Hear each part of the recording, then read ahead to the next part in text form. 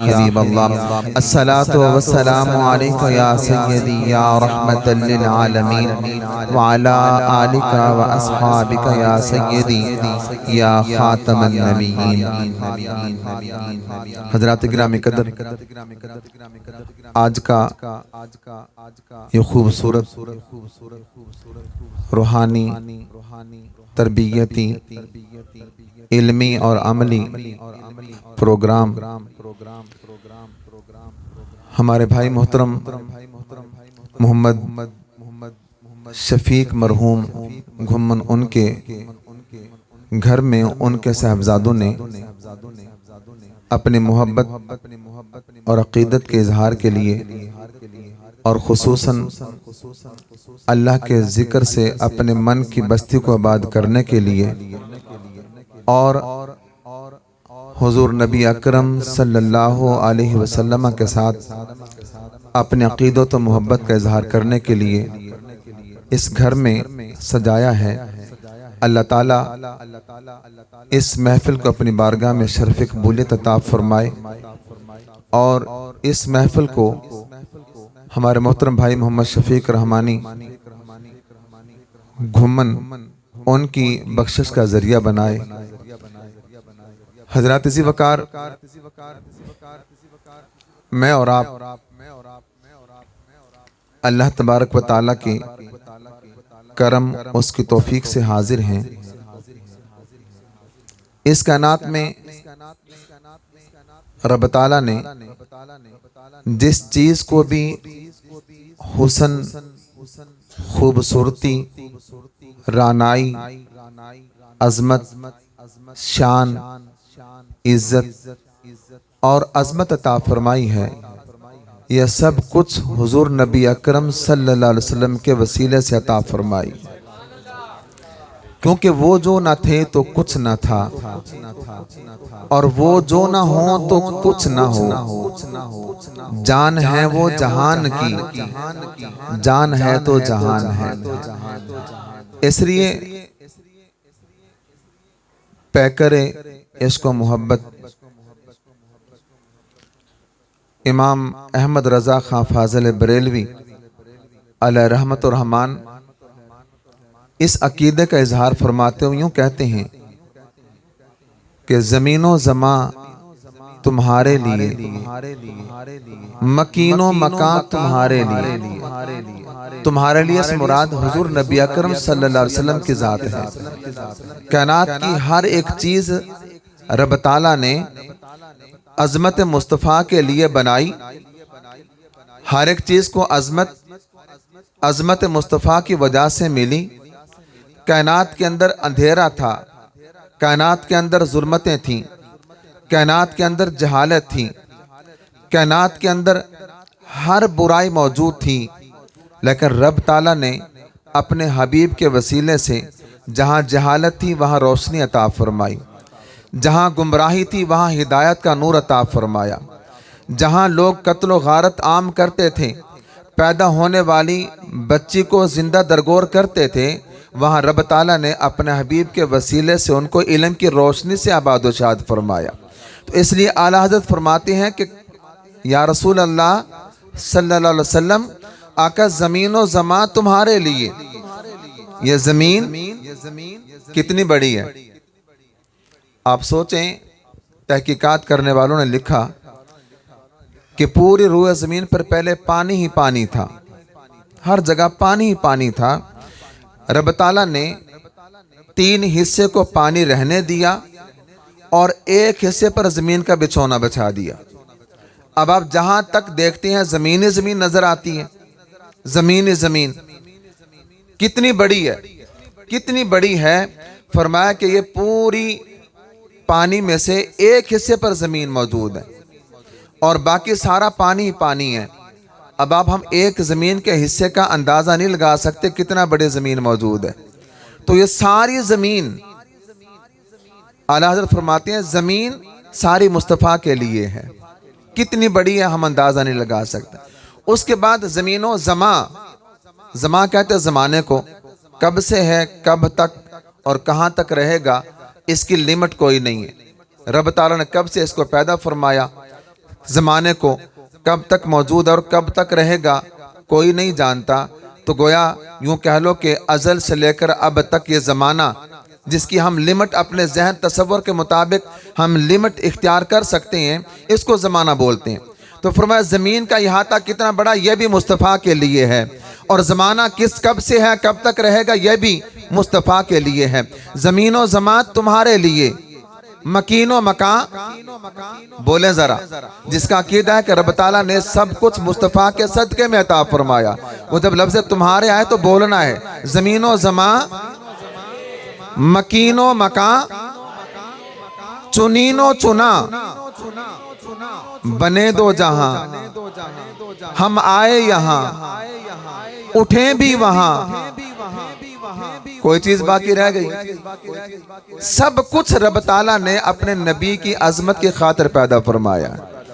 اب آپ دیکھ لیں کہ جس رب تعالیٰ نے اپنے محبوب کی خاطر زمین و آسمان بنا دیے، کہکشاں بنائی، آسمان کے چاند، آسمان کا سورج بنایا، ستارے بنائے، سیارے بنائے، بہاریں بنائی، فضائیں بنائی، آبشاریں بنائی، پہاڑ بنائے، کوئی چیز باقی نہیں جس میں سے مصطفیٰ کریم کی آمد کی خوشبو محسوس نہ ہوتی ہو۔ تو گویا زمین و زمان تمہارے لیے، مکین و مکان تمہارے لیے، چنین و چنا تمہارے لیے، بنے دو جہاں تمہارے لیے۔ اور اگلی بات، دہن میں زباں تمہارے لیے، بدن میں ہے جاں، کوئی چیز باقی رہے گی؟ گویا کہ یہ بندہ بظاہر رب کی پیداوار ہے، مخلوق رب تعالیٰ کی ہے، لیکن امتی مصطفیٰ کا کہلاتا ہے۔ اور پھر جب امتی مصطفیٰ کا کہلاتا ہے تو پھر امتی کو مصطفیٰ کے ساتھ محبت اور عقیدت کا پورا کے پورا خیال اور لحاظ بھی کرنا چاہیے ہوگا نا۔ صحابہ کرام کے دور اگر دیکھیں نا، کتنا عقیدت تھی، ان کا ایک ایک لمحہ ہمیں بتاتا ہے کہ ان صحابہ کرام کی نبی سے محبت کیسی تھی، کس طرح سے تھی۔ ایک عورت آئی 6 مہینے کا بچہ لے کر، بول نہیں سکتا، اپنی مرضی سے دیکھ نہیں سکتا، اپنی مرضی سے چل نہیں سکتا، اپنی مرضی سے کھا نہیں سکتا، 6 مہینے کا بچہ ہاتھ میں لے کر آئی۔ اور وقت یہ کہ کریم آقا علیہ السلام کسی جنگ پر جا رہے ہیں، کسی جنگ پر تشریف لے جا رہے ہیں، ہاتھ میں لے کر بارگاہ مصطفیٰ میں حاضر ہوئی، عرض کی آقا آپ جنگ پر جا رہے ہیں، میرا 6 مہینے کا بچہ بھی ساتھ لے جائیں، 6 مہینے کا بچہ بھی ساتھ لے جائیں۔ مصطفیٰ کریم علیہ السلام پوچھتے ہیں میری اے بی بی 6 مہینے کا بچہ میں کیا کروں گا، کس کام آئے گا؟ نہ تیر پکڑا سکتا ہے، نہ تلوار چلا سکتا ہے، نہ کہیں گھوڑے پر سوار ہو سکتا ہے، نہ لگام پکڑ سکتا ہے، نہ دشمن کو مار، کیا کرے گا 6 مہینے کا بچہ؟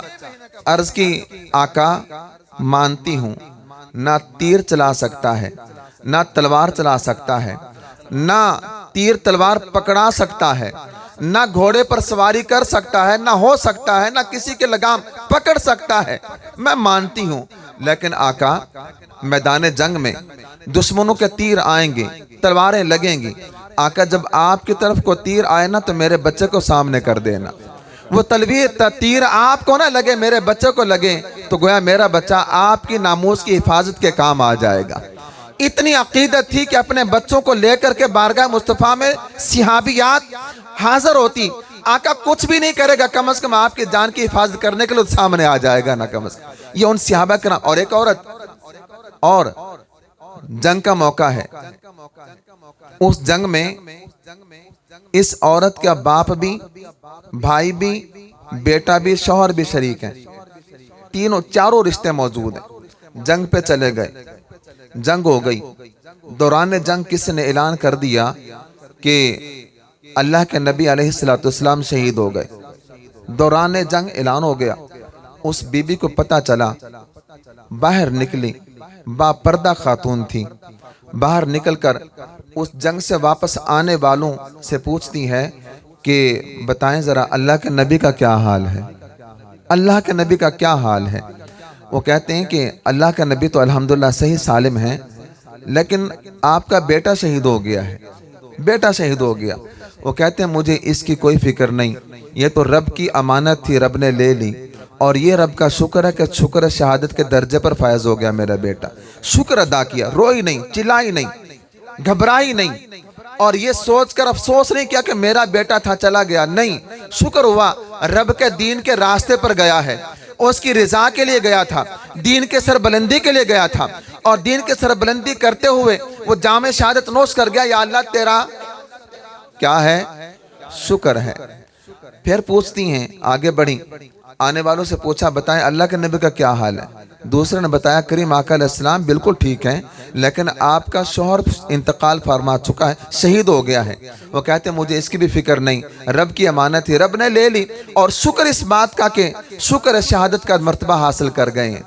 تیسرا شخص آیا، پوچھا اللہ کے نبی کہاں ہیں؟ اب تک آئے نہیں، تم بھی آ گئے، وہ بھی آ گیا، تیسرا چوتھا سارے لوگ آ گئے ہیں، کریم آقا علیہ السلام نظر نہیں آ رہے، وہ کدھر ہیں؟ وہ کہتے ہیں کہ اللہ کے نبی ٹھیک ٹھاک ہیں، آ رہے ہیں، پیچھے قافلے موجود ہیں۔ اس نے اطلاع دی کہ آپ کا بھائی بھی رب کی بارگاہ میں پہنچ چکا، شہید ہو گیا ہے۔ اس نے کہا اس کی بھی کوئی فکر نہیں، رب کا شکر ہے کہ رب کی بارگاہ میں میرا بھائی بھی شہادت کے رتبے پر فائز ہو گیا ہے۔ پھر چوتھا شخص آتا ہے، اس نے بھی اطلاع دی کہ تمہارا باپ بھی رب کی بارگاہ میں شہید ہو چکا ہے۔ اس نے پھر بھی شکر ادا کیا۔ چاروں رشتے رب کی بارگاہ میں پہنچ گئے۔ دکھ ہوتا ہے، دل ڈوبتا ہے، صدمے سے انسان دو چار ضرور ہوتا ہے، لیکن جب ساری عقیدتیں محبتیں مدر مصطفیٰ پر بندہ نچھاور کر دے، پھر فرمایا سارے رشتے بھی چلے جائیں فکر نہیں، لیکن جب رشتہ مصطفیٰ ہے، جب دامن مصطفیٰ بندے کے ہاتھ میں ہے، تو پھر بندہ اکیلا نہیں رہتا، پھر بندہ بے بس نہیں رہتا، پھر بندہ محتاج اور لاچار نہیں رہتا۔ اسے پتا ہے جس مالک نے ساری کائنات مصطفیٰ کے لیے بنائی ہے، اور مصطفیٰ کی محبت کا دامن میرے ہاتھ میں ہے، تو پھر میں اکیلا بھی نہیں ہوں، بے بس بھی نہیں ہوں، محتاج بھی نہیں ہوں، قلاش بھی نہیں ہوں، غریب بھی نہیں ہوں، اور میں مفلس و لاچار بھی نہیں ہوں، اس لیے کہ میرے ہاتھ میں دامن مصطفیٰ موجود ہے۔ تو یہ دامن مصطفیٰ کا ہاتھ میں ہونا یہ کتنی بڑی اہمیت کا حامل ہے، کتنی بڑی اہمیت کا۔ صحابہ کرام رضی اللہ تعالیٰ عنہ اجمعین وہ تو چاہتے تھے کہ کوئی وقت ایسا نہ ہو۔ اور ایک اور صحابی کی میں عرض کرتا چلو بات کیسے صحابی تھے، سیدنا ثوبان رضی اللہ تعالیٰ عنہ اللہ کے نبی کی بارگاہ میں حاضر ہوتے رہتے، نماز بھی پڑھتے، دیدار مصطفیٰ بھی کرتے، نماز پڑھ کے گھر چلے جاتے۔ ایک مرتبہ اللہ کے نبی کی بارگاہ میں آئے نہ تو چہرے سے افسردگی اور خوف کی کیفیت اور بڑی غمگین کی کیفیت چہرے سے نمودار ہے۔ اللہ کے نبی نے پوچھا سبحان آج پریشان کیوں ہو؟ پریشان کیوں ہو؟ عرض کر کہ آقا میں بیٹھا ہوا تھا، تصور ذہن میں آیا، خیال آ گیا، ایک سوال اٹھا کہ ہم آپ کے صحابی ہیں، اور آپ کے صحابی آپ کی نسبت سے ضرور جنت کے وارث بنیں گے، جنت میں جائیں گے۔ آقا آپ کا مرتبہ تو بہت اعلیٰ ہوگا، بہت اونچے مرتبے پر فائز ہوں گے، اور ہم آپ کے غلام، ادنا غلام، سب سے نیچے درجوں کے اندر موجود ہوں گے۔ آقا یہاں تو جب تشنگی بڑھتی ہے، پیاس بڑھتی ہے، آپ کے دیدار کی ضرورت محسوس ہوتی ہے، آپ کی جھلک دیکھنے کو دل کرتا ہے، آپ کا جلوہ، آپ کی زیارت کرنے کو دل مچلتا ہے، تو آقا گھر سے اٹھ کر مسجد میں آ جاتے ہیں، نماز بھی پڑھتے ہیں، آپ کی اقتداء میں حاضر ہوتے ہیں، اور آپ کا جلوہ و دعا دیکھتے ہیں، آپ کا علم نشرہ کا سینہ دیکھتے ہیں، اور آپ کا عیداللہ کے ہاتھ سے شفقتیں لیتے ہیں، پیار لیتے ہیں، محبتیں لیتے ہیں۔ لیکن آقا جب قیامت کے دن میں آپ جنت میں، ہم بھی جنت میں، آپ اعلیٰ درجے پر فائز ہوں گے، آقا ہم سب سے نیچے درجے پر فائز ہوں گے، تو آقا وہاں پر آپ کی زیارت کیسے ہمیں میسر آئے گی؟ بس یہ سوچ کر کہ وہاں جنت میں تو پہنچ جائیں گے، لیکن دنیا کی طرح جنت میں آپ کا دیدار کیسے حاصل ہوگا؟ میرے آقا علیہ السلام نے ارشاد فرمایا اے صحابی گھبراؤ نہیں، پریشان نہ ہو، جنت میں رب تعالیٰ ہر نعمت عطا فرمائے گا۔